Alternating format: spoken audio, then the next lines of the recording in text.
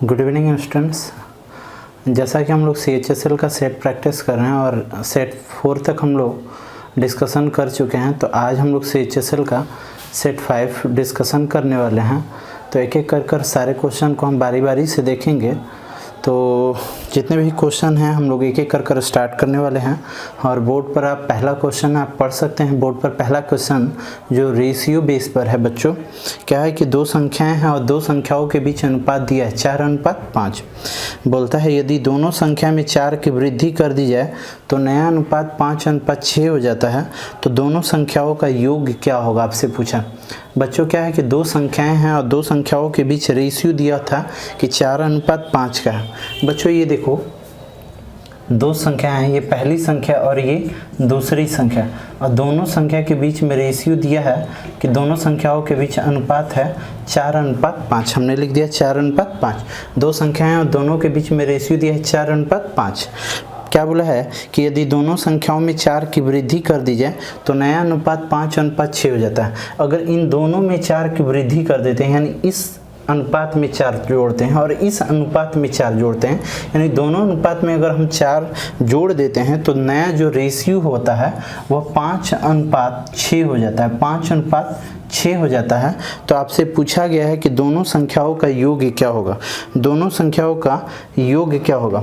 बच्चे ये बताइए कि पहली संख्या अनुपात में कितनी थी 4, अब हो गई अनुपात में कितनी 5। दूसरी संख्या अनुपात में कितनी थी 5, अब बढ़कर हो गई कितना 6। अच्छा ये बताइए बच्चों, पहली संख्या अनुपात में पहले से कितनी थी 4 और बढ़कर हो गई कितना 5, यानी अनुपात में देखिए तो कितनी की वृद्धि हुई। तो यहाँ से देखिएगा तो अनुपात में 1 का वृद्धि हुआ। अनुपात में बच्चे कितने की वृद्धि हुई है, 1 का वृद्धि हुआ। अच्छा दूसरी संख्या अनुपात में बच्चे कितनी थी 5 और बढ़कर हो गई कितना 6। पहले कितनी थी 5 और अब बढ़कर हो गई कितना 6। तो देखिए तो बच्चे अनुपात में कितनी की वृद्धि हुई, तो अनुपात में आप बोलेंगे कि अनुपात में 1 की वृद्धि हुई। अनुपात में कितनी की वृद्धि हुई 1 की। अच्छा प्रत्येक में अनुपात में 1 की वृद्धि, प्रत्येक में अनुपात में 1 की वृद्धि और वृद्धि संख्या में कितनी की हुई है तो 4 की। तो अनुपात 1 का मान कितना 4, क्योंकि ये भी वृद्धि बता रहा है और ये भी वृद्धि, ये वृद्धि अनुपात में और ये वृद्धि संख्या में। तो अनुपात 1 का मान क्या हुआ बच्चों तो 4। तो आपसे पूछा गया कि तो बताएं संख्याओं का योग क्या होगा। आपसे बच्चे पूछा गया है संख्याओं का योग, संख्याओं का योग क्या होगा। तो बच्चे ये बताइए कि पहली संख्या अनुपात में कितनी है बच्चे, तो पहली संख्या अनुपात में 4, दूसरी संख्या अनुपात में कितनी 5। पहली बच्चे कितनी 4, दूसरी कितनी 5, तो दोनों मिलकर अनुपात में कितना, तो 4 और 5 दोनों मिलकर कितना 9। तो अनुपात 9 का हमको मान बताना है, क्योंकि योग पूछा था जोड़ दिए। अब बताइए 1 बराबर कितना बच्चे 4, तो 9 बराबर कितना, तो 9 चौके 36, 9 चौके 36। अगर हमसे योग ना पूछकर अंतर पूछ दिया जाता कि बताएं दोनों संख्याओं के बीच में अंतर क्या है, तो बच्चे बताइए पहली संख्या अनुपात में कितनी है 4, दूसरी कितनी है 5, तो डिफरेंस कितने का है, तो डिफरेंस 1 का है और 1 का मान कितना 4। अगर हम प्रश्न में आपसे पूछ देता कि बताएं छोटी संख्या क्या है, छोटी संख्या क्या है, तो छोटी संख्या दोनों में देख लेंगे कि छोटी कौन है, तो छोटी ये है। तो छोटी अनुपात में कितना है बच्चे 4, 1 बराबर कितने बच्चे 4, तो 4 बराबर कितना 16। तो इस सवाल का उत्तर होता जब छोटी पूछता तो 16 और बड़ी पूछ देता तो कितना हो जाता बच्चे 20। तो आइए हम लोग क्वेश्चन नंबर 2 की ओर बढ़ते हैं। बच्चे क्वेश्चन नंबर हम लोग 2 देखेंगे। क्वेश्चन नंबर 2 में आपसे पूछा गया कि 24 के कितने धनात्मक गुणनखंड होते हैं। 24 के कितने धनात्मक गुणनखंड होते हैं। 24 के गुणनखंडों की संख्या पूछी गई है। स्टूडेंट्स हमेशा इस तरह से नंबर सिस्टम में क्वेश्चन पूछे जाते हैं और ऐसे प्रश्न रेलवे में भी पूछे जाते हैं। तो हमें किसी भी नंबर का अगर गुणनखंड बताना हो तो सबसे पहले उसे प्राइम फैक्टर में हम लोग करेक्ट कर लेते हैं। तो बच्चे यहाँ 24 है और 24 से हमसे पूछा कि 24 के कितने धनात्मक गुणनखंड है। 24 के कितने धनात्मक गुणनखंड है, तो सबसे पहले इस नंबर को हमको प्राइम नंबर में तोड़ लेना होगा। प्राइम नंबर में तोड़ने का कहने का मतलब कि बच्चे इसे अभाज्य संख्या में तोड़ना होगा।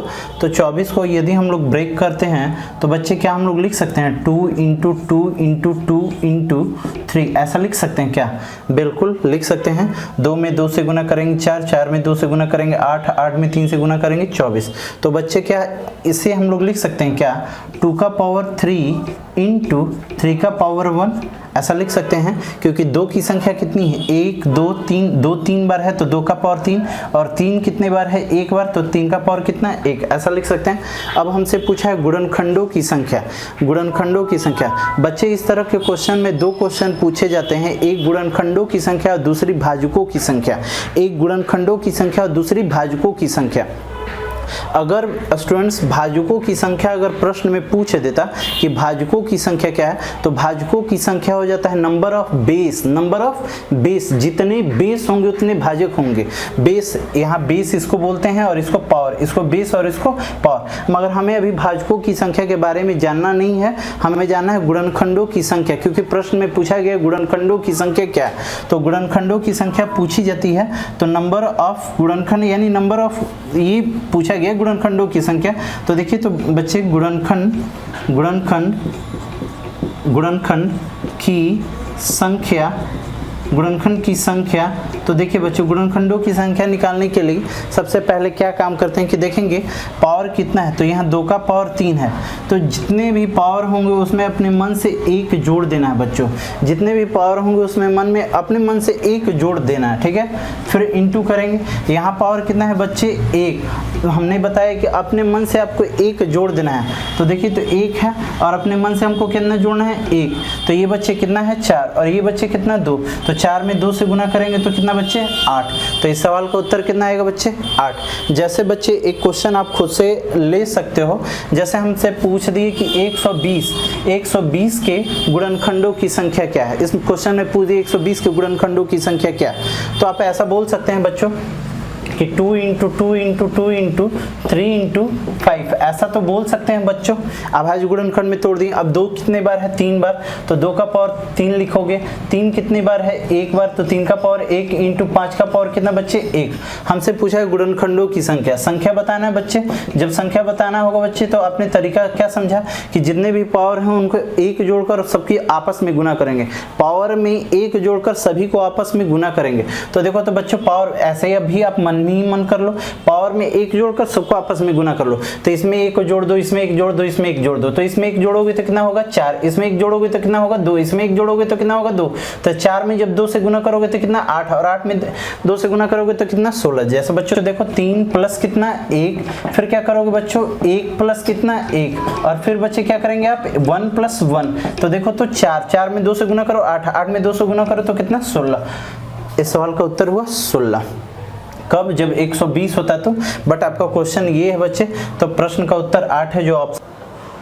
तो बच्चे क्वेश्चन नंबर 3 आप देख सकते हैं बोर्ड पे, क्वेश्चन नंबर 3 ये था, और प्रश्न में बोला गया कि इसका मान क्या होगा, इसी का मान बताना है ना बच्चे। तो आइए इसका मान बताने के लिए लेट इतना बराबर हमने कुछ इमेजिन कर लिया और इतना बराबर हमने x मान लिया। इतना बराबर क्या बच्चे मान लिए x, कि इसका वैल्यू हमने मान लिया कि इसका मान क्या होगा x के बराबर हमने मान लिया। चलो बच्चों हम लोग दोनों तरफ स्क्वायरिंग करते हैं, दोनों तरफ स्क्वायर करते हैं, स्क्वायर बोथ साइड। तो बच्चे स्क्वायर बोथ साइड, हमने दोनों तरफ वर्ग किया, दोनों तरफ जब वर्ग किया तो ये हो जाएगा बच्चे x²। और देखिए तो बच्चे स्क्वायरिंग हमने एक बार किया, स्क्वायर एक बार किया तो एक रूट खत्म हो जाएगा बच्चे, तो ये रूट जब खत्म होगा तो 2 बाहर आ जाएगा, तो हमने 2 बाहर कर दिए बच्चे। अब यहाँ देखो तो बच्चे यहाँ क्या लिखेंगे, यहाँ 3 और यहाँ नुकीले भाग में 3, फिर क्या है 4, फिर सेम एज हम लोग इसी तरह उतार देते हैं, ठीक है बच्चे। तो यहाँ 2, फिर यहाँ नुकीले भाग में क्या बच्चे 3, फिर यहाँ 4, फिर कितना बच्चे 2, फिर नुकीले भाग में क्या है 3 और फिर क्या 4 डॉट डॉट डॉट डॉट, ठीक है बच्चे। अब देखो एक बार स्क्वायर किए थे तो एक रूट खत्म होकर 2 बाहर आ गया, बाकी सेम एज इसी तरह हमने उतार दिया। अच्छा बच्चे अब जरा देखना, तो ये x² है, हमने x² लिख दिया बाबू, x², यहाँ 2 था 2 हमने लिखा। अच्छा ये बताइए आप लोग कि यहाँ से जरा देखिएगा बच्चे, यहाँ 3 नुकीले भाग में कितना है 3, हमने 3 लिखा, फिर क्या है 4। बच्चे इतना का वैल्यू, इसका वैल्यू हमने कुछ मान रखा है, इसका मान हमने कुछ मान रखा है। क्या मान रखा है? तो इसका मान हमने क्या माना है? x। इसका मान हमने क्या माना है? x। आप देख सकते हैं इतना बराबर हमने x माना है, तो इसके जगह हम इस पूरे की जगह क्या लिख सकते हैं? x। तो इस पूरे की जगह बाबू लोग हम लोग क्या लिखेंगे? x। तो हमने इतना बराबर क्या लिख दिया है? x। अब देखो तो ये यहाँ नुकीले भाग में क्या है बच्चे? 3 है। नुकीले भाग में क्या है? 3।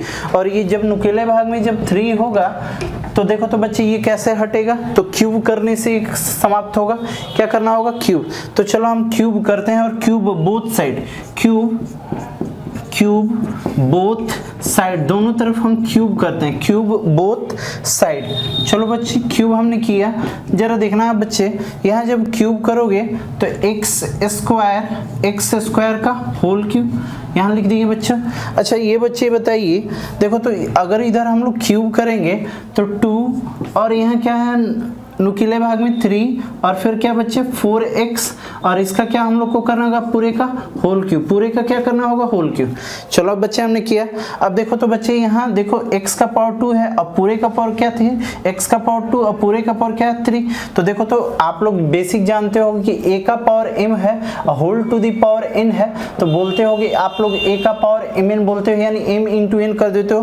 तो 2 इंटू 3 करेंगे तो क्या होगा बच्चे? 6। 2 इंटू 3 करेंगे तो क्या होगा? 6, यानी x का पावर क्या? 6, ऐसा लिखेंगे बच्चे। अब यहाँ देखो तो 2 का पावर जब 3 होगा तो क्या होगा? 8। 2 का पावर 3 होगा तो क्या होगा बच्चे? 8। यहाँ हमने 8 लिख दिया।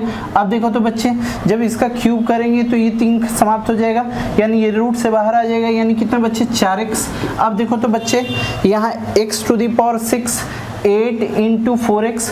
अब देखो x से x कटेगा, जब x से x बच्चे कटेगा, जब x से x कटेगा तो यहाँ हो जाएगा x का पावर क्या हो जाएगा? 5। x का पावर क्या हो जाएगा? 5। और 8 में जब 4 से गुना करेंगे तो 8 चुके कितना? 32। 8 चुके कितना? 32। देखो तो बच्चे ये x से x कट गया, क्योंकि x यहाँ कितना टाइम था? 6 टाइम से 1 टाइम कटा, तो कितना बचा? x का पावर 5। अब देखो तो बच्चे यहाँ बोल सकते हैं x का पावर 5 बराबर 2 का पावर 5, क्योंकि 2 का पावर 5 32 होता है, 2 का पावर 5 क्या होता है? 32। अब देखो तो इसको बोलते हैं बेस, इसको पावर, इसको बेस, इसको पावर, दोनों का पावर सेम है, यानी बेस भी क्या होगा? सेम, यानी x इक्वल टू कितना बच्चे? 2। तो इस क्वेश्चन का उत्तर हुआ 2।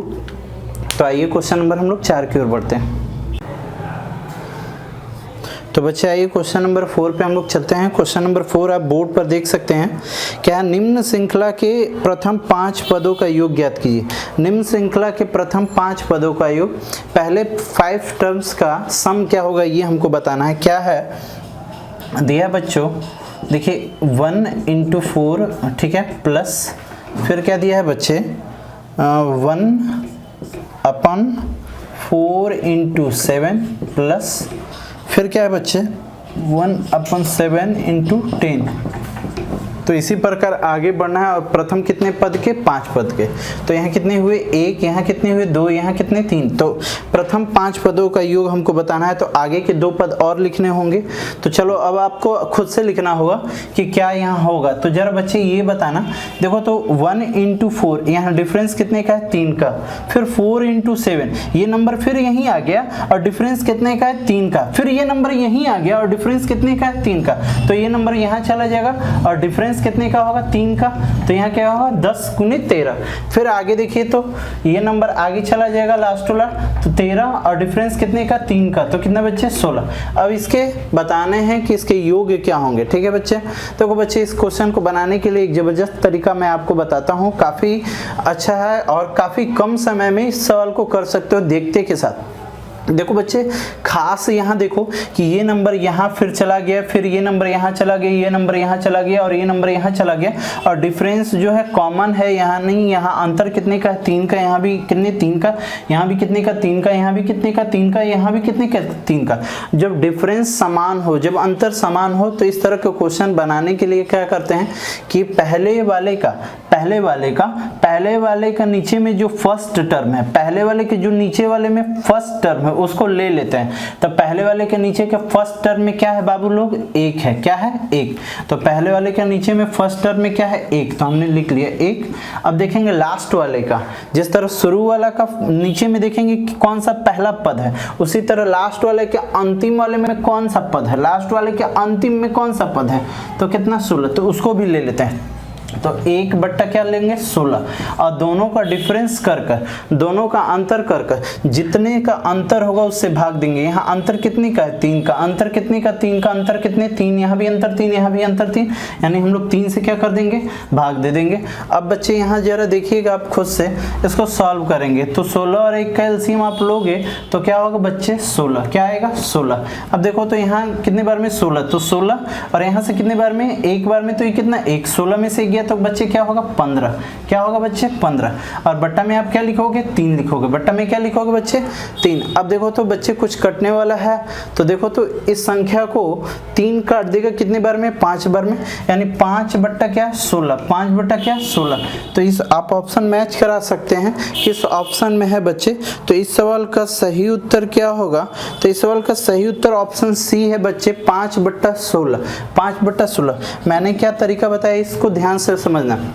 जब अंतर समान हो तो शुरू वाला का बट्टा में देखेंगे पहला पद कौन है, शुरू वाला का बट्टा में फर्स्ट टर्म, शुरू वाला का बट्टा में फर्स्ट टर्म, तो फर्स्ट में क्या है बच्चे 1। और इसी तरह लास्ट वाले, तो लास्ट वाले के लास्ट टर्म अंतिम पद में क्या है 16, तो दोनों का डिफरेंस करेंगे, शुरू वाला का बट्टा में पहला पद और लास्ट वाला के बट्टा में अंतिम पद, शुरू वाला के बट्टा में पहला पद और लास्ट वाले के बट्टा में अंतिम पद, और दोनों का डिफरेंस कर अंतर कर जितने का अंतर होगा उससे क्या कर देंगे भाग दे देंगे। 16 का एलसीएम कितना 16, ये 16 में से गया 15 15 और डिफरेंस कितने का था 3 का, 3 इसको कितने बार में 5 बार में। इस सवाल का उत्तर क्या होगा बच्चे 5 बट्टा 16 जो ऑप्शन सी में है। तो आइए क्वेश्चन नंबर 5 की ओर बढ़ते हैं। 5 की ओर आते हैं। क्वेश्चन नंबर 5 क्या है कि 3 संख्याओं में दूसरी संख्या, 3 संख्याएं हैं, एवरेज से क्वेश्चन है बच्चे। 3 संख्याएं हैं जिसमें दूसरी जो संख्या है पहली से दुगनी है, दूसरी संख्या पहली से दुगनी है और तीसरी से तिगनी है। दूसरी जो संख्या है पहली से दुगनी है और तीसरी से क्या है तिगनी है। बोलता है तीनों संख्या का औसत कितना है बच्चे 29। तो आपसे पूछा है सबसे बड़ी संख्या कौन सी होगी। क्वेश्चन को काफ़ी आसानी से हम लोग कर लेंगे, थोड़े से आपको रेशियो का जानकारी होना चाहिए। जैसे 3 संख्या है बच्चे तो हमने लिखा पहली संख्या, दूसरी संख्या और हमने लिख दिया तीसरी संख्या। 3 संख्या है, 3 संख्याओं के बीच में रेशियो क्या दिया है कि जो दूसरी संख्या है वह पहली की दुगनी है। दूसरी संख्या पहली की क्या है बच्चे दुगनी, दूसरी संख्या पहली से दुगनी है और तीसरी से क्या है तिगनी है। दूसरी संख्या पहली से दुगनी है और तीसरी से क्या है तिगनी। तो देखो तो बच्चे ये अगर संख्या अनुपात में 3 है तो ये अनुपात में 6 है, यानी दूसरी संख्या पहली से क्या होगी दुगनी, दूसरी संख्या पहली से क्या होगी दुगनी और दूसरी जो संख्या है वह तीसरी से तिगनी है, ये तीसरी से क्या है तिगनी। तो ये यहाँ क्या लिख देंगे बच्चे 2, यहाँ क्या लिख देंगे 2, यानी ये देखिए तो दूसरी संख्या तीसरी से क्या है दुगनी है, सॉरी तिगनी है और पहली से क्या है दुगनी। तो बच्चे इस तरह से हम लोग रेशियो लिख सकते हैं। कई अगर बच्चों को अगर दिक्कत हो रहा होगा बच्चे कि ये रेशियो कैसे लिखें, आप रेशियो कैसे आप लिख दिए, जैसे बोला कि दूसरी संख्या पहली की दुगनी है, यानी हमने यहाँ लिखा 3 और यहाँ क्या लिख दिया था 6 बच्चे, और तीसरी से ये क्या है तो तीसरी से तिगनी है, यानी यहाँ हमने क्या लिखा 2। देखिए बच्चे अब जो प्रश्नानुसार है कि जो दूसरी संख्या है वह पहली की दुगनी और तीसरी की तिगनी है। अगर किसी बच्चे को रेशियो बैठाने में अगर दिक्कत हो रहा है तो रेशियो का बेसिक क्लास मैंने बताया था, आइए मैंने फिर से एक बार फिर से मैं आपको बताता हूँ कि दूसरी संख्या पहली की दुगनी है। तो बच्चे आपको यहाँ ऐसे लिखने में तो कोई प्रॉब्लम नहीं होगा कि दूसरी संख्या पहली की दुगनी है, तो यानी पहली संख्या अनुपात में 1, तो ये अनुपात में कितना 2, यहाँ तक तो किसी को दिक्कत नहीं होगा। अब बच्चे ये बताओ कि अगर कोई व्यक्ति तुमसे 2 वर्ष बड़ा है तो इसका मतलब यह हुआ कि तुम उस व्यक्ति से 2 वर्ष छोटे होगे, ठीक है। अगर तुम्हारी आयु तुम्हारे पिता से आधी है, तुम्हारी आयु तुम्हारे पिता से आधी है, इसका मतलब यह हुआ कि तुम्हारे पिता की आयु तुमसे दुगनी है। तो बच्चे ये बताओ कि जो दूसरी संख्या है वह तीसरी की तिगनी है, जो दूसरी संख्या है वह तीसरी की क्या है तिगनी, यानी तीसरी जो संख्या है पहली की कितना है तो 2/3 है, क्या है 2/3 है। तब देखो तो बच्चे ये 3 में 1 से गुना करो तो कितना बच्चे 3, और 3 में 2 से गुना करो तो कितना बच्चे 6, और यहाँ फिर कितना हो जाएगा 2, यानी रेशियो आ गया 3:6:2। बच्चे ये बताइए कि तीनों संख्याओं का औसत दिया गया है कि तीनों का औसत 33 है, तो आपसे पूछा है सबसे बड़ी संख्या। तीनों का औसत दिया है 33, तो आपसे पूछा है सबसे बड़ी संख्या। बच्चे ये बताइए कि औसत होता क्या है, एवरेज होता क्या है। तो एवरेज बराबर आप लोग जानते हैं सम ऑफ डाटा बटा में नंबर ऑफ डाटा, आंकड़ों का योग बटा में आंकड़ों की संख्या। तो एवरेज हम लोग निकाल लेते हैं कि इन तीनों नंबर का एवरेज क्या होगा। तो देखिए तो आंकड़ों का योग 3 और 6, 9 और 2 11, तो आंकड़ों का योग 11, आंकड़ों का योग बट्टा में आंकड़ों की संख्या। संख्या कितनी है बच्चे, तो 1 2 3, तो संख्या कितना 3, और ये लिख दिया हमने एवरेज, और एवरेज दिया है बच्चे कितना 33। यहाँ भी बच्चे हमने एवरेज ही लिखा और यहाँ भी हमने बच्चे एवरेज ही लिखा, ठीक है। 11 इसको कितने बार में 3 बार में, 11 कितने बार में 3 बार में, और 3 में 3 से गुना तो कितना होगा 9, यानी अनुपात 1 का मान कितना बच्चे 9, अनुपात 1 का मान 9।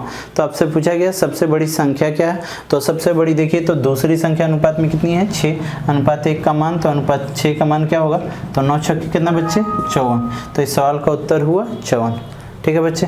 तो ये थोड़ा सा रेशियो का आपको बेसिक जानकारी होना चाहिए कि कैसे रेशियो को अरेंज करते हैं, ठीक है बच्चे। तो आइए क्वेश्चन नंबर 6 की ओर बढ़ते हैं। क्वेश्चन नंबर बच्चे क्या है 6, जो कंपाउंड इंटरेस्ट से क्वेश्चन है, काफ़ी अच्छा क्वेश्चन है।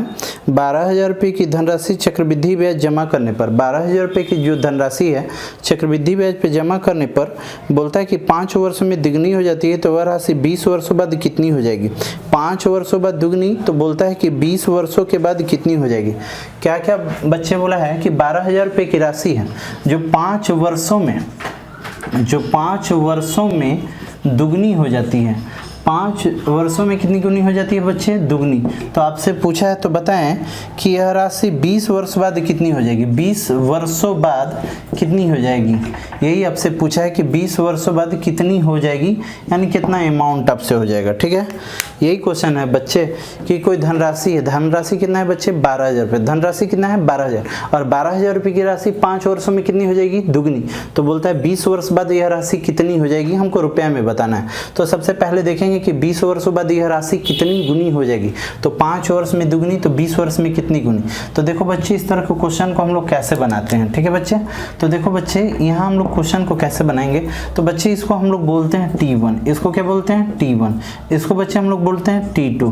T1 कहने का मतलब कि ये पहला समय है, T2 कहने का मतलब दूसरा समय है। इसको बच्चे हम लोग बोलते हैं N1, क्या बोलते हैं N1, और इसको हम लोग बोलते हैं N2, क्या बोलते हैं N2 बोलते हैं। तो ये N2 निकालने का तरीका क्या है बच्चे, तो देखो N2 निकालने का ये तरीका है कि देखो बच्चे N1 का पावर हम लोग N1 का पावर T2 बट्टा T1 करते हैं। N1 का पावर क्या करते हैं T2 बट्टा T1। ये N2 का निकालने का ये तरीका है, हमने बताया ये T1, ये T2, ये N1 और ये N2। N2 निकालने का तरीका है कि N1 का पावर T2 बट्टा T1। अब देखेंगे N1 क्या है बच्चे, तो N1 मेरा है 2, ठीक है बच्चे लिख दी। T2 कितना है मेरा बच्चे 20, और T1 कितना है बच्चे तो 5। अब देखो बच्चे यहाँ 2 का पावर कितना बच्चे 4, 2 का पावर कितना 4। देखो 20 में 5 से भाग दोगे तो 4, और 2 का पावर 4 कितना बच्चे 16 गुनी, यानी मेरा धन कितना गुनी हो जाएगा 16 गुनी हो जाएगा। धन कितना हो जाएगा 16 गुनी। तो अगर पूछता है धन कितनी गुनी हो जाएगी तो उत्तर हो जाता 16 गुनी।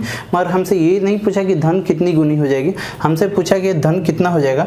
यानी देखिए हमसे अमाउंट पूछा गया है। बताइए बच्चे कि धन मेरा कितना था 12,000 रुपया, धन कितना था 12,000, और कितना गुना हो जाएगा 16 गुना। कितना गुना 16 गुना।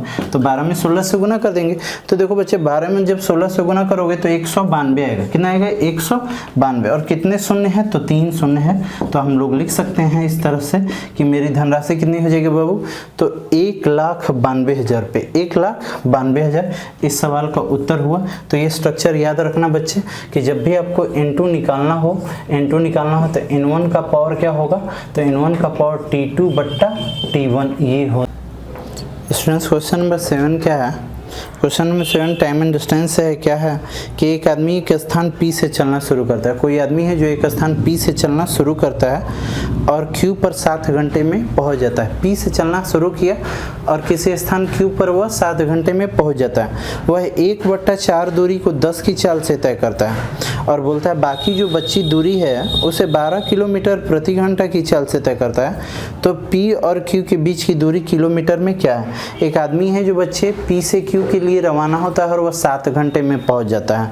बोलता है वह 1/4 की दूरी को 10 की चाल से चलता है और बाकी जो बच गई दूरी है, बची हुई दूरी को वह बोलता है कि 12 की चाल से चलता है। तो बताएं कि P और Q के बीच की दूरी क्या है? बच्चे हमने आपको शेष निकालने का तरीका बताया था। जैसे मान लो ये 3/5 है, हमको इसका शेष निकालना है। तो शेष निकालने के लिए मैंने बताया था कि शेष कैसे निकलेगा बाबू। तो नीचे वाले में से ऊपर वाला घटा दो तो 5 में से 2 गया, सॉरी 5 में से 3 गया तो 2, नीचे वाला ज्यों करते हैं ऐसा निकालते हैं। जैसे यहाँ हमको निकालना है बाबू, जैसे एक नंबर ले लो 4/11, हमको इसका शेष निकालना है। तो शेष निकालना है तो शेष निकालने का तरीका नीचे वाले में से ऊपर घटाओ तो 11 में से 4 गया तो कितना 7/11। उसी प्रकार 1/4 है, अगर हमको शेष निकालना है तो शेष आप निकाल सकते हो कि शेष कितना होगा। तो शेष 4 में से गया तो कितना बाबू 3/4। तो ये शेष निकालने का तरीका होता है, ठीक है। तो आइए, बोलता है कि हमने दूरी पूछा, P और Q की दूरी पूछा गया। तो हमने माना P और Q के बीच की दूरी कुछ भी आप मान सकते हैं। तो हमने माना कि माना दूरी D किलोमीटर। हमने दूरी मान लिया कि दूरी कितना है बाबू लोग D। हमने डिस्टेंस से मान लिया कि दूरी मेरा D है, D किलोमीटर। अच्छा, इस दूरी का कितना भाग बाबू? तो इस दूरी का 1/4 भाग यानी 1/4 भाग। इस दूरी का कितना भाग? चौथाई भाग। दूरी का कितना भाग? चौथाई भाग यानी 1/4 भाग। 1/4 भाग किस चाल से बाबू लोग? तो 10 की चाल से। किस चाल से? तो 10 की चाल से जाता है। इस दूरी का कौन सा भाग? चौथाई भाग। किस चाल से? 10 की चाल से। अच्छा, यहाँ देखो हमने क्या लिखा है, तो दूरी का चौथाई भाग यानी ये तो दूरी है और ये क्या लिखा हमने? चाल। ये दूरी और ये क्या लिखा है? चाल। तो दूरी बट्टा चाल क्या हो गया? समय। दूरी बट्टा चाल समय। यहाँ आप यूनिट से प्रॉब्लम मतलब, अगर आप चाहो तो यूनिट लिखो, अपना चाहो तो यूनिट लिखने की कोई ज़रूरत नहीं है। यहाँ kilometre per hour, kilometre per hour. चलो हमने यूनिट लिख भी दिया। ये क्या है? दूरी और ये क्या है? चाल। दूरी बट्टा चाल क्या हुआ? समय। अच्छा, दूरी बट्टा चाल समय। अब देखेंगे बाकी जो बची दूरी थी, तो बाकी क्या दूरी बची थी? तो 1/4 चल लिया तो कितना दूरी बच गया? तो आप शेष निकाल सकते हो कि 1/4 का शेष कितना होता है। तो 1/4 का शेष कितना आएगा बाबू लोग? 3/4। यानी अब मेरा दूरी हो गया 3/4D, 3/4D। और इसको किस चाल से बाबू लोग? 12 की चाल से। इस दूरी को किस चाल से? तो 12 किलोमीटर पर आवर की चाल से। 12 किलोमीटर पर आवर की चाल से। यहाँ देखो तो दूरी बट्टा चाल क्या है? समय। और ये भी दूरी बट्टा चाल क्या है? समय। ये दूरी बट्टा चाल समय, ये भी दूरी बट्टा चाल समय। समय समय प्लस कर दिए यानी टोटल समय। और टोटल समय हमें कितना लगा है? 7 घंटा। कितने घंटा? 7 घंटा। अब यूनिट से प्रॉब्लम मत करो। यहाँ kilometre kilometre kilometre kilometre cut गया और ये आवर से उधर जो आवर लिखते बच्चे लोग वो भी हमारा कैंसिल हो जाता, और से आवर भी मेरा कैंसिल हो जाता। अब देखो तो इसको हम लोग क्या लिख सकते हैं बाबू? तो यहाँ आप देखिए तो देखो तो D/4 है और बट्टा में क्या है? 10 है। यहाँ देखो बच्चे हम लोग लिख सकते हैं D/40। D बट्टा क्या लिख सकते हैं? 40। अब देखो तो यहाँ बच्चे हम लोग क्या लिख सकते हैं? तो देखो बच्चे, यहाँ 3 इसको कितने बार में काट देता? तो 3 इस संख्या को काट देगा कितने बार में बच्चे? 4 बार में। कितने बार में? 4 बार में। यानी D बट्टा क्या बच्चे? 16। D/16। देखिए ऐसा हम लोग कर सकते थे। 3/4 है बच्चे, प्लीज़ अब देखिए बच्चे 3/4 है और यहाँ क्या था बट्टा में 12। तो देखो तो बच्चे यहाँ 1/12 लिखते हैं और 3 इसको कितने बार में? 4 बार में, यानी D/16 आता है बराबर कितना बच्चे? 7। अब इन दोनों संख्या का एलसीएम हम लोग लेते हैं और दोनों का एलसीएम कितना होता बच्चे? तो 80 आ जाता। 40 से कितने बार में? 2 बार में। और 16 से कितने बार में? 5 बार में। तो 2 और 5 कितना? 7, यानी 7D बराबर कितना? 7। 7 से 7 कैंसिल हो जाता और D का मान कितना आ जाता? 80 किलोमीटर। यानी इस सवाल का जवाब क्या होता? 80 किलोमीटर। यानी P और Q के बीच की दूरी कितना होगा बच्चे? तो 80 किलोमीटर। यानी समय बराबर हमने समय किया। दूरी का किस भाग? चौथाई भाग। किस चाल से? 10 की चाल से। बची हुई दूरी तो D/4 चल लिए, 1/4 चल लिए तो बचा कितना? तो शेष कितना? 3/4। किस चाल से? 12 की चाल से। दूरी बट्टा चाल समय, दूरी बट्टा चाल समय प्लस कर दिए तो टोटल समय, और टोटल समय कितना बच्चे? 7 घंटा। कैलकुलेशन किए तो D का मान कितना है? 80, यानी P और Q के बीच की दूरी कितना हुई? 80 किलोमीटर। बच्चे क्वेश्चन नंबर हम लोग 8 पढ़ेंगे, जो टाइम एंड वर्क से क्वेश्चन है। क्या है? किसी कार्य को एक आदमी एक औरत से दुगनी तेजी से करता है। किसी कार्य को एक आदमी जो है एक औरत से दुगनी तेजी से करता है और एक औरत एक लड़के से दुगनी तेजी से काम करती है। बोलता है यदि आदमी, औरत और लड़का सारे मिलकर कार्य करे तो काम 7 दिन में पूरा हो जाता है, तो लड़का उस कार्य को अकेले कितने दिन में समाप्त करेगा? अच्छा बच्चे, एक आदमी जो है औरत से दुगनी तेजी से काम करता है, यानी आदमी का जो क्षमता है औरत से 2 गुना ज़्यादा है। दुगना कितना है? ज़्यादा। आदमी की क्षमता औरत से दुगना है और औरत जो है लड़के से दुगनी तेजी से काम करती है, यानी औरत का जो क्षमता है वो बच्चे से, लड़के से कितना है? 2 गुना है। बोलता है यदि आदमी, औरत और लड़के मिलकर काम करें, यानी तीनों लोग मिलकर काम करते हैं तो काम 7 दिन में समाप्त होता है। तो बोलता है बताएं लड़का अकेले इस कार्य को कितने दिन में, केवल लड़का इस काम को करे तो कितने दिन में समाप्त होगा? तो देखो तो बच्चे कौन कौन लोग हैं, तो मैन है बच्चे, और कौन है? वुमेन है, और कौन है बच्चे? तो बॉय है। मैन, वुमेन और बॉय। मैन, वुमेन और बॉय। इन देखिए इनके रेशियो दिए हैं, वर्क इनके रेशियो दिए हैं, वर्क इनके रेशियो, एफिशिएंसी दिया हुआ। एफिशिएंसी क्या दिया हुआ है? एफिशिएंसी का बात कर लेते हैं कि जो आदमी का क्षमता है वह औरत से दुगना है। आदमी का जो क्षमता है औरत से कितना है? दुगना है। और जो औरत का क्षमता है वो बच्चे से दुगना है, यानी बच्चे की अगर क्षमता 1 होगी, बच्चे की क्षमता 1 होगी तो औरत की क्षमता उससे दोगुना यानी 2 होगी। और औरत की क्षमता जब 2 है, औरत की जब क्षमता 2 है तो आदमी की क्षमता उससे दोगुना यानी कितना है? 4 होगी। तो हमने एफिशिएंसी की बात कर दी कि मैन, वुमेन और बॉय की एफिशिएंसी की बात कर दी 4:2:1, 4:2:1, यानी आदमी अगर एक दिन में कितने काम कर सकते हैं? 4 काम। औरत करे तो कितने काम? 2 काम। और बच्चे करे तो कितने काम? 1 काम। यानी अगर आदमी को वर्क दिया जाए तो एक आदमी 4 रसगुल्ले खाने की क्षमता रखता है, जबकि एक औरत 2 रसगुल्ले खाने की क्षमता रखती है, जबकि एक बच्चा 1 रसगुल्ले खाने की क्षमता रखते हैं। बोलते सभी लोग कार्य करते हैं तो कार्य 7 दिन में समाप्त होता है। देखेंगे सभी मिल जाते हैं तो सभी का एफिशिएंसी क्या हो जाएगा? सबका मिलकर एफिशिएंसी क्या होगा? क्षमता क्या होगा? तो 4 और 2 6, 6 1 7, यानी सब मिल जाते हैं तो उनकी क्षमता 7 हो जाएगी। कितनी हो जाएगी? 7। तो सब मिल जाए तो क्षमता कितने बच्चे? 7 हो जाएगा। और इस क्षमता से काम सभी मिलकर कितने दिन तक किए हैं? तो 7 दिन तक। तो टोटल वर्क ये हो गया। सारे लोग मिल जाएं तो आदमी, औरत और बच्चे मिल गए तो एफिशिएंसी कितने? 7। और काम कितने दिन होगा? 7 दिन। बोलता है इसी काम को बच्चे अकेले करें तो कितने दिन में? तो इस काम को किससे करवाना है? बच्चे से करवाना है। जब बच्चे से करवाना है तो बच्चे की क्षमता से हम लोग भाग देंगे, और बच्चा का क्षमता कितना है? 1, यानी 1 से हम लोग भाग दे देंगे। तो इस सवाल का उत्तर क्या होगा? 49 दिन। कितने दिन में? 49 दिन। अगर यही बोलता कि इस काम को औरत कितने दिन में, तो औरत की क्षमता से हम लोग भाग देते। औरत का क्षमता कितना है? 2, तो 2 से हम लोग भाग देते। बोलता है इस काम को आदमी कितने दिन में, तो आदमी की क्षमता से भाग देते। आदमी का क्षमता कितना है? 4, तो यहाँ 4 से भाग दे देते। तो इस सवाल का सही जवाब है 49। क्वेश्चन नंबर बच्चे क्या है? 9 हम लोग पढ़ेंगे कि एक पुलिस वाला किसी चोर को 200 मीटर की दूरी से देखता है। एक पुलिस वाला है जो चोर को 200 मीटर की दूरी से देखता है और चोर भागना शुरू कर देता है। ठीक है, बोलता है पुलिस वाला और उसके पीछे भागता है। पुलिस वाला चोर के पीछे भागता है। बोलता है चोर की गति 10 किलोमीटर प्रति घंटा हो और पुलिस की गति 11 किलोमीटर प्रति घंटा हो, तो 6 मिनट बाद उनके बीच की दूरी क्या होगी? अच्छा, एक पुलिस चोर वाले को देखता है और कितने मीटर से देखता है? तो 200 मीटर की दूरी से देखता है। और चोर वाला भागना शुरू कर देता है और उसके पीछे पीछे पुलिस वाला भागता है। चोर की चाल दी है 10 किलोमीटर प्रति घंटा और पुलिस का चाल दिया है 11 किलोमीटर प्रति घंटा। तो बोलता है 6 मिनट बाद उनके बीच की दूरी क्या होगी? उनके बीच का फासला क्या होगा? तो यहाँ बात आ गई बच्चे रिलेटिव वेलोसिटी की। रिलेटिव वेलोसिटी की, क्योंकि जिस डायरेक्शन में बाबू लोग चोर भाग रहा है उसी डायरेक्शन में तो पुलिस भी भाग रहा है, यानी डायरेक्शन तो सेम। और जब सेम डायरेक्शन हो गए तो रिलेटिव वेलोसिटी के केस में, सेम डायरेक्शन के केस में चाल क्या होगा? वहाँ घट जाएगा। चाल क्या होगा? घट जाएगा। अपोजिट डायरेक्शन में चाल जुड़ता है, बट सेम डायरेक्शन में चाल क्या होगा? घटेगा। तो देखेंगे रिलेटिव वेलोसिटी से 6 मिनट के बाद उनके बीच के फासले क्या होंगे? तो देखेंगे बाबू, रिलेटिव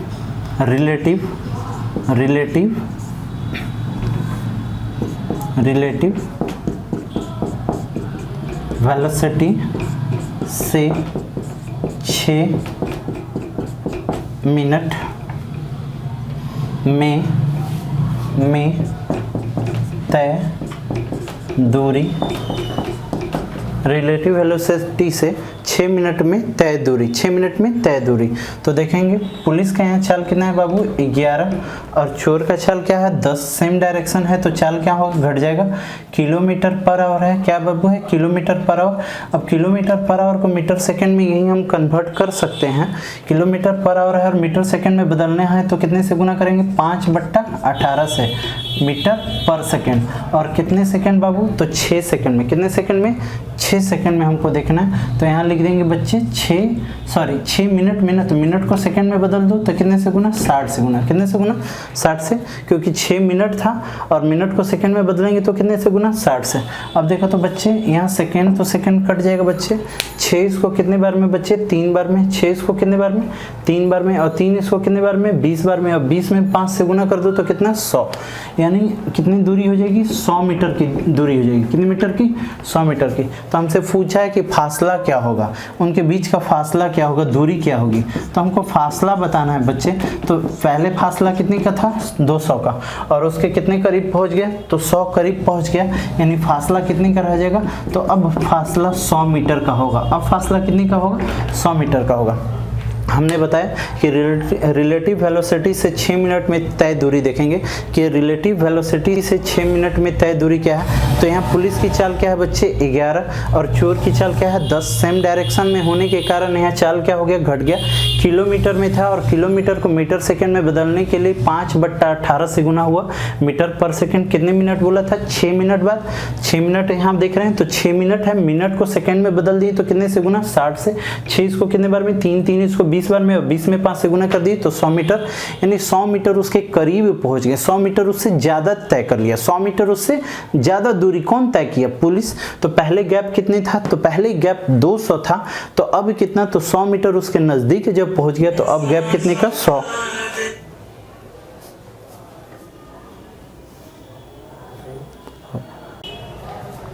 बच्चे क्वेश्चन नंबर 10 आप पढ़ सकते हैं। क्वेश्चन नंबर 10 बोर्ड पे क्या है कि एक त्रिभुज का जो परिकेंद्र और लंब केंद्र संपाती होता है, ठीक है, संपाती हो तो ऑप्शन ए में दिया है केंद्रक भी उसके साथ संपाती होंगे, केंद्रक उनसे भिन्न होंगे, सी में त्रिभुज समद्वि बहुभुज होगा और डी में त्रिभुज समकोणीय होगा। ठीक है, क्या क्या क्वेश्चन है कि एक त्रिभुज का जो परिकेंद्र और लंब केंद्र संपाती हो, संपाती कहने का मतलब कि समान बिंदु पर हो, संपाती कहने का मतलब समान बिंदु पर है, कॉलिनियर हो, कि एक त्रिभुज का जो परिकेंद्र हो और लंब केंद्र हो कॉलिनियर हो, एक ही बिंदु पर हो, तो बोल रहा है केंद्रक भी संपाती होगा यानी केंद्रक भी कॉलिनियर होगा, बी में केंद्रक उससे भिन्न होगा यानी सेंट्रोइड उससे अलग हो जाएगा, त्रिभुज में कि वह ट्रायंगल आइसोसेलेस होगा, और डी में कि राइट एंगल ट्रायंगल होगा यानी समकोण त्रिभुज होगा।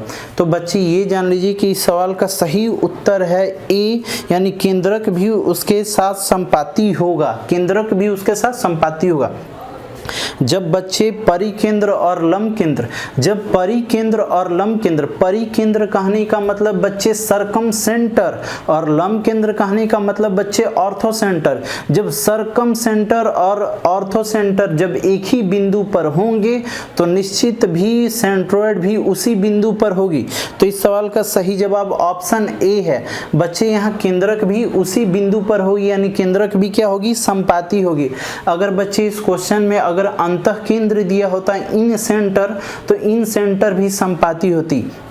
ये जान लीजिए कि एक समबाहु ऐसा त्रिभुज है, समबाहु इक्विलेटरल ऐसा ट्रायंगल है जिसमें लंब केंद्र, परिकेंद्र, अंतः केंद्र और केंद्रक सभी एक ही बिंदु पर होते हैं, सभी एक ही बिंदु पर होते हैं और वो त्रिभुज के भीतर होते हैं यानी त्रिभुज के अंदर होते हैं। तो इस सवाल का सही जवाब क्या है ए, सही जवाब क्या है ए, यानी केंद्रक भी उसके साथ संपाती होगा। तो ये आप ध्यान पे हमेशा याद रखना कि समबाहु त्रिभुज में, कौन से त्रिभुज में, समबाहु त्रिभुज में केंद्रक, लंब केंद्र, अंतः केंद्र और परिकेंद्र, केंद्रक सेंट्रोइड, केंद्रक सेंट्रोइड, लंब केंद्र ऑर्थो सेंटर, अंतः केंद्र इन सेंटर और परिकेंद्र यानी सरकम सेंटर सभी एक ही बिंदु पर होते हैं। तो इस सवाल का सही जवाब ऑप्शन ए है।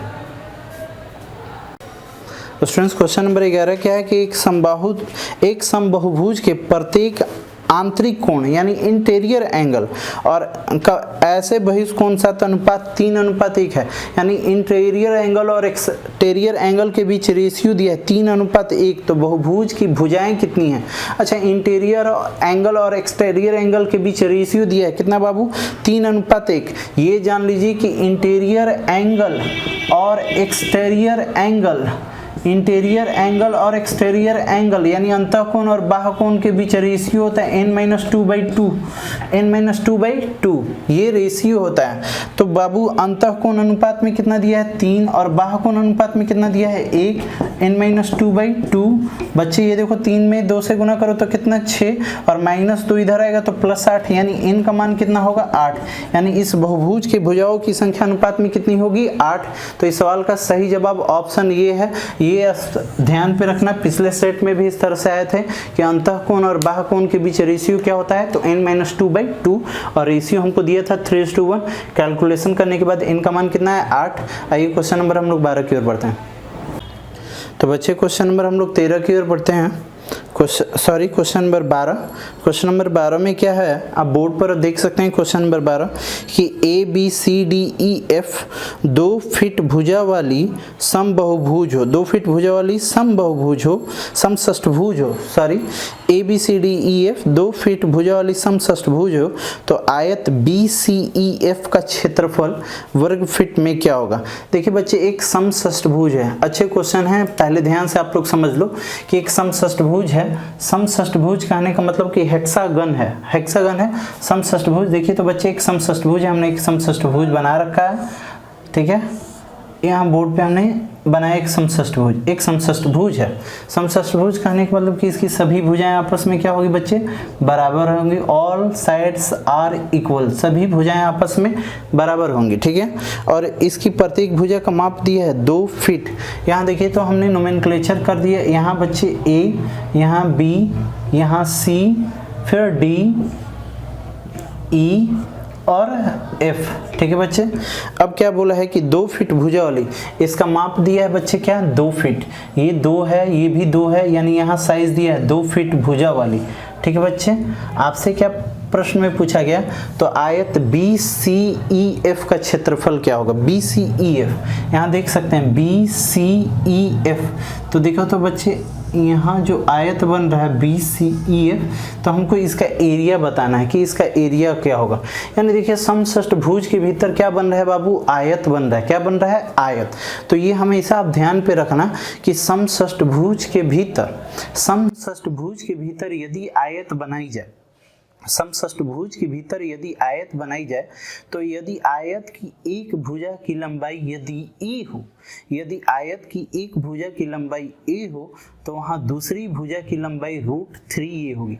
यदि एक भुजा की लंबाई, हमने बताया कि आयत की यदि एक भुजा की लंबाई कितनी हो? a हो। यदि आयत की एक भुजा की लंबाई a हो, तो दूसरी भुजा की लंबाई यहाँ क्या होगी बच्चे? तो दूसरी भुजा की लंबाई √3a होगी।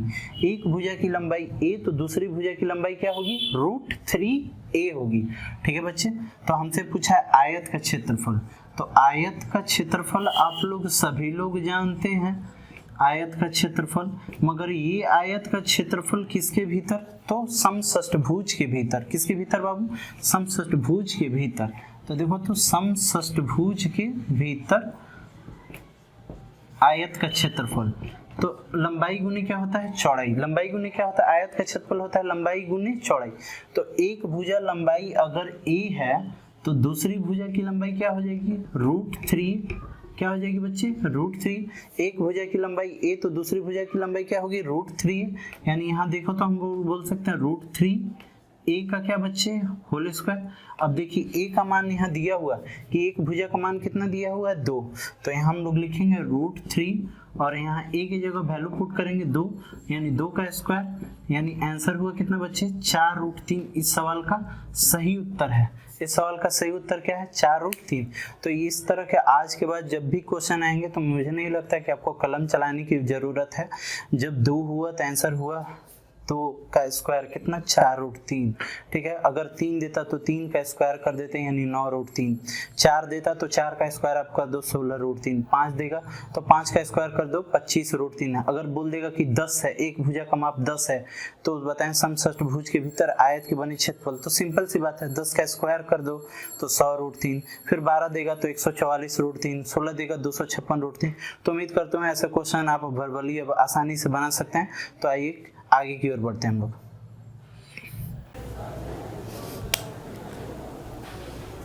बच्चों क्वेश्चन नंबर 13 बोर्ड पे देख सकते हैं क्या है कि प्रश्न में पूछा गया है 1/cos थीटा दिया गया है, 1/cos theta plus sec theta बराबर दिया गया है बच्चे 1/2 दिया गया है।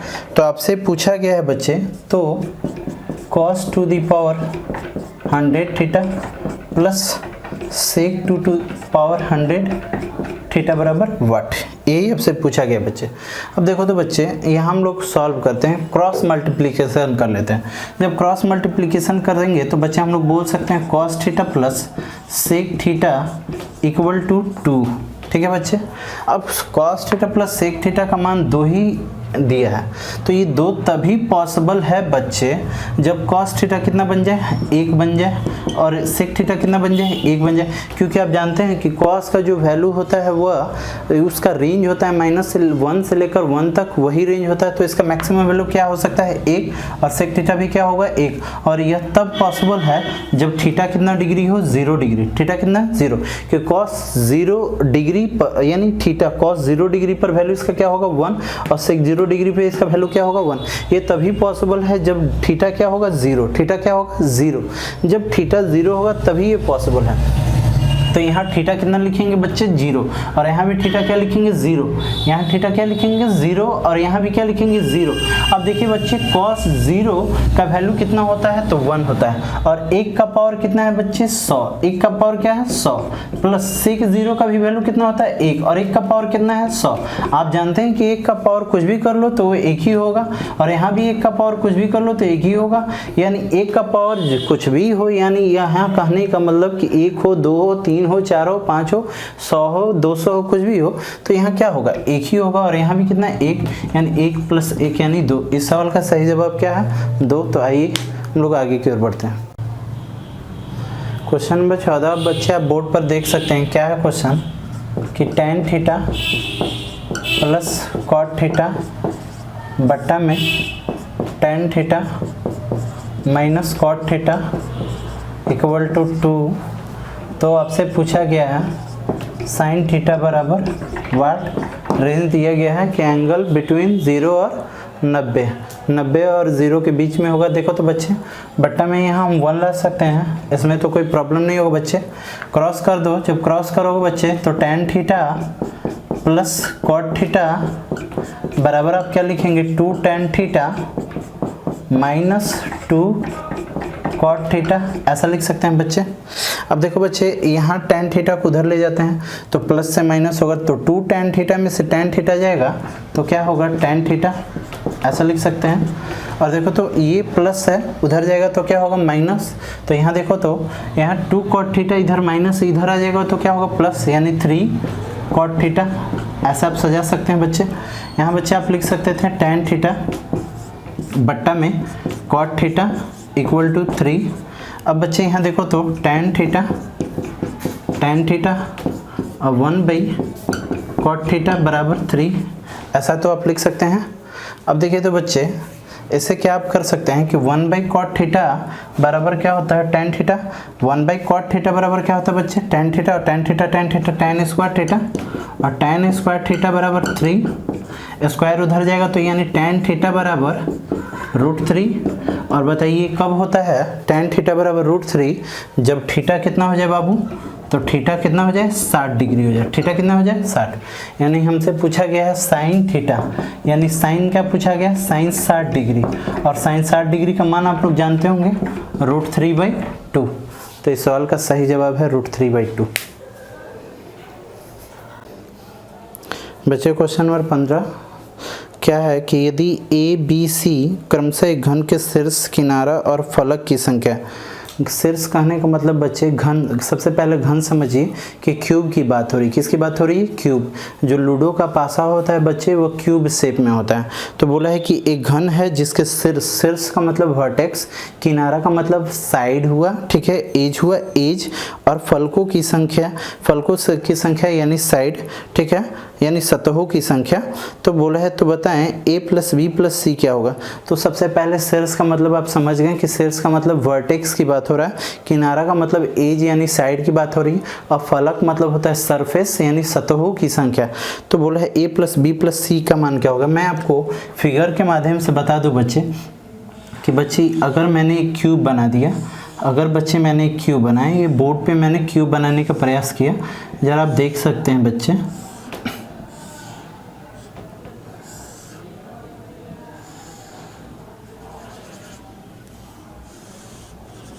यहाँ एक क्यूब है, ठीक है। तो ये जो पार्ट हुआ बच्चे, इस पार्ट को हम लोग बोलेंगे शीर्ष यानी वर्टेक्स बोलेंगे, वर्टेक्स बोलेंगे, ठीक है बच्चे। ये जो पार्ट होगा इस पार्ट को हम लोग बोलते हैं किनारा यानी एज बोलेंगे, एज, ठीक है बच्चे। और ये जो पार्ट हुआ बच्चे ये होंगे फलक यानी सतह यानी सरफेस बच्चे, ठीक है। तो हमसे बोला है कि बताएं a प्लस बी प्लस सी का मान क्या हो। तो सबसे पहले देख लो कि वर्टेक्स कितने हैं। तो वर्टेक्स 1 2 3 4 5 6 7 8, यानी वर्टेक्स की संख्या कितनी है बच्चे? 8। उसी प्रकार आप एज देख सकते हो, किनारा कितना है। तो 1 2 3 4, नीचे 4 है, ऊपर भी 4 होगा बच्चे, 1 2 3 4 और 4 इसके पिलर हैं, यानी किनारा कितने हैं बच्चे? तो 12। अब सतह की बात कर लो कि सतह कितने हैं। तो देखो तो बच्चे एक टॉप, दूसरा बॉटम, टॉप बॉटम यानी ऊपर नीचे हो गए, फिर लेफ्ट राइट फ्रंट बैक यानी कितने होंगे? 6। एक नीचे 1 2, बाएं दाएं यानी 3 4, और फिर बच्चे एक फ्रंट और बैक, यानी सतह की संख्या कितने होंगे? 6। तो आपसे पूछे गए हैं कि a प्लस बी प्लस सी का मान क्या होगा। a प्लस बी प्लस सी का मान क्या होगा। तो a के बारे में बताया गया था कि a क्या है बच्चे? तो a शीर्ष के बारे में बताया। तो शीर्ष कितने हैं बच्चे? तो 8 है। अच्छा, b के बारे में बताया गया कि b किनारा है, और किनारा की संख्या कितना है? 12 है, ठीक है। सी के बारे में बताया गया कि सी के कौन है? सतह है। तो सतहों की संख्या कितनी है? 6 है। तो बच्चे 12 8 20 और 6 26, यानी सवाल का सही जवाब क्या है? 26 इस सवाल का सही जवाब है, जो ऑप्शन आप मैच करा सकते हैं। तो इस सवाल